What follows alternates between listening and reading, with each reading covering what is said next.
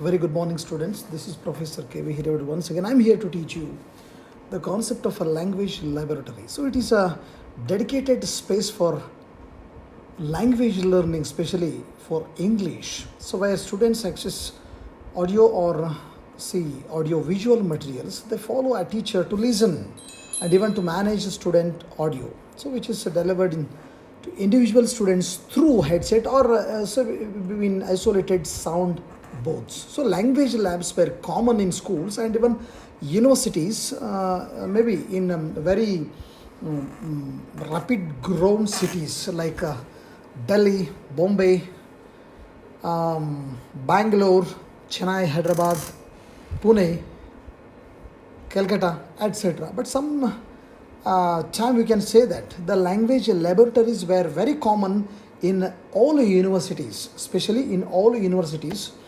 Maybe these are from universities of states or from the universities of central. So actually these were successfully delivering for the last 2 decades, what they have mentioned, very systematic way of learning English language successfully. So which may also called as language labs.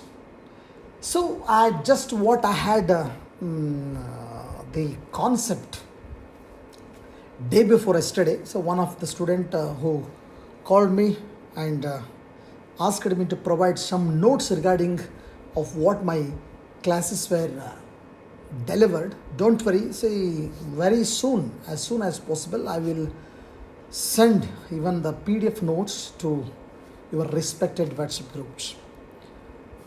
So today I'm having such this history of language laboratories. So the first recorded language lab was established especially in the University of Grenoble in 1908, where the what do you call for that? Establishing as in the name of the phonetic lab, especially Washington State Universities in 1911 or maybe 12. So these early languages labs were used especially for the phonographs to deliver audio and were not divided into individual notes.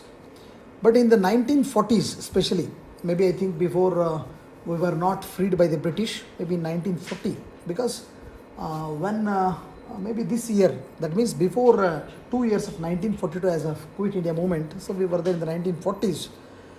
Most of the universities, that is foreign universities, were actually developed this kind of a lab and laboratories, especially in the name of the behaviorist audio-lingual method for especially foreign language learning. So this method relied on repeated to listening and speaking drills.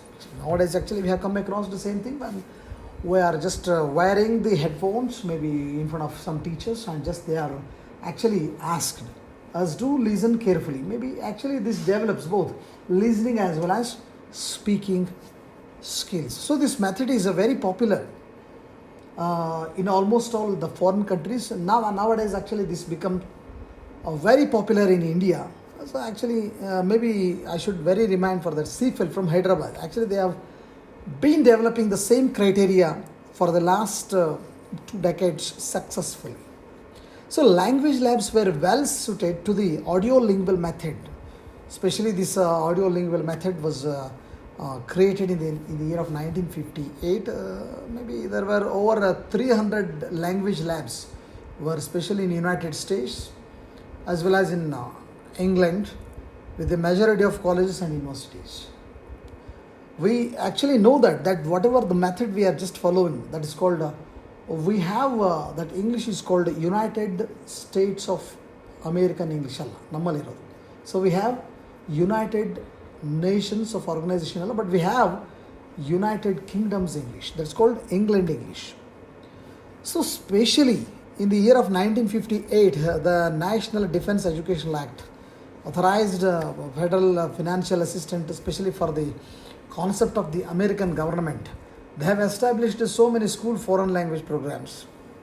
But after our Kothari Commission in India, we started to think about the very progressive and the promoted concept of English language, but already we have come across the same thing and just we know it after independence in India. That maybe for the 15 years we were granted Hindi as an administrative language, and next English, and once again next English is now it have been continued.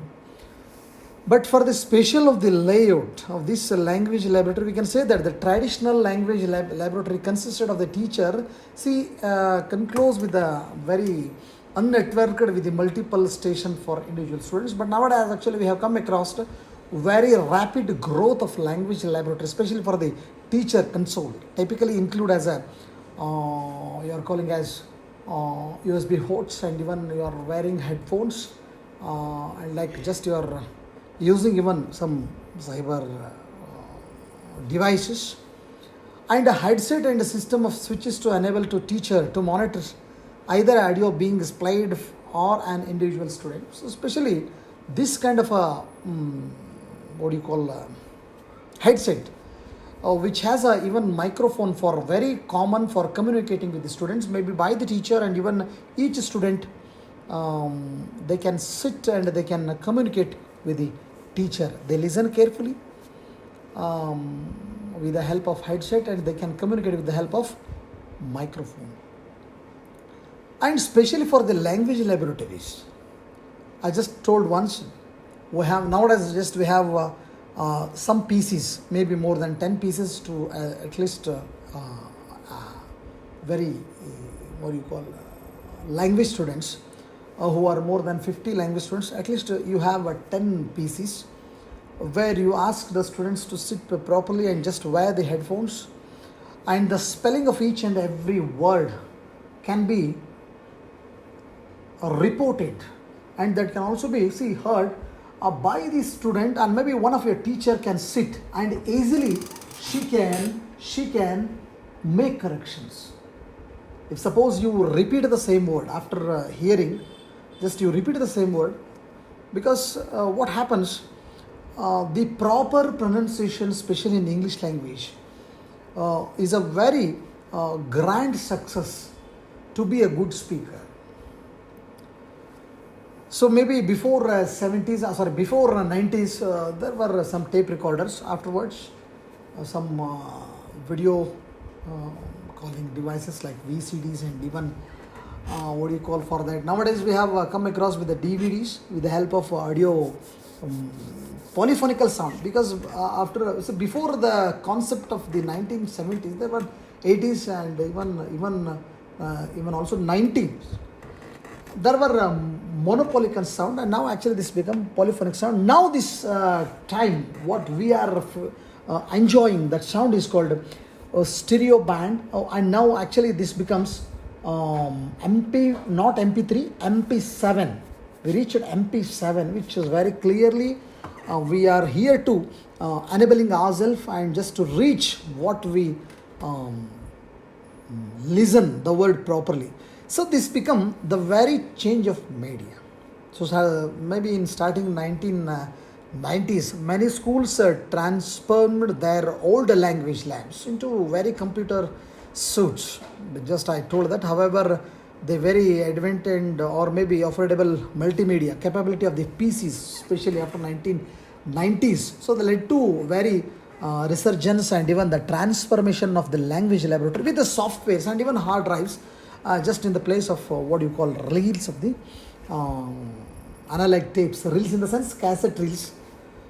So nowadays we are very digital, we are very monetized, and today, the present day, what we are facing is nothing but the software only. Systems can only be easily installed onto an existing PCs based network, making them both for the multi-location as well as their access much more features rich, and in how actually what media they manage. Because nowadays actually we have we come across it that a very online education is very rapid.